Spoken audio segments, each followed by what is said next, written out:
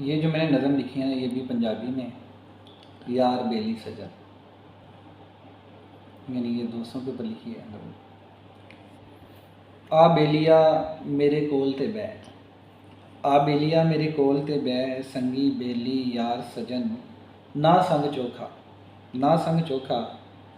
ते अज रह जा बस तू मेरे कोल, ते अज रह जा बस तू मेरे कोल, मेरी मन कुछ मूँह ते बोल, मेरी मन कुछ मूँह ते बोल, ये दुख जिन्ने ने तेरे मुक जावणगे, सुखे रुख वांगू ये भी सुख जावणगे, जे मेरी मन्ने ते अज इंज करने आ, जे मेरी मन्ने ते अज इंज करने आ,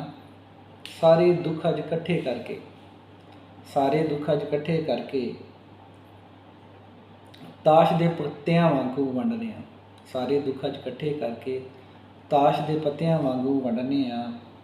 एक एक पत्ता हथ विच लैके, एक एक पत्ता हथ विच लैके फिर इको एक करने आ, अज बच्चियां वांगू रोने आ, अज बच्चियां वांगू रोने आ ते बच्चियां वांगू हंसने आ, हमेशा यारां नाल बहारां ने, हमेशा यारां नाल बहारां ने, जिवें ठंडियां ठंडियां छावां ने, कई बावां दे विच बावां ने, जिवें सखियां सखियां मावां ने, जिवें सखियां सखियां मावां ने, पुत्तर नूं जे देर हो जावे, पुत्तर नूं जे देर हो जावे, जड़ियां तकदियां रहिंदियां राहां ने, ते बेलियां नाल ही चाह हुंदे ने, ते बेलियां नाल ही चाह हुंदे ने, ते कट्ठे कट्ठे राह हुंदे ने, फिर सावां दे नाल साह हुंदे ने, भैन भरा ते साक सारे,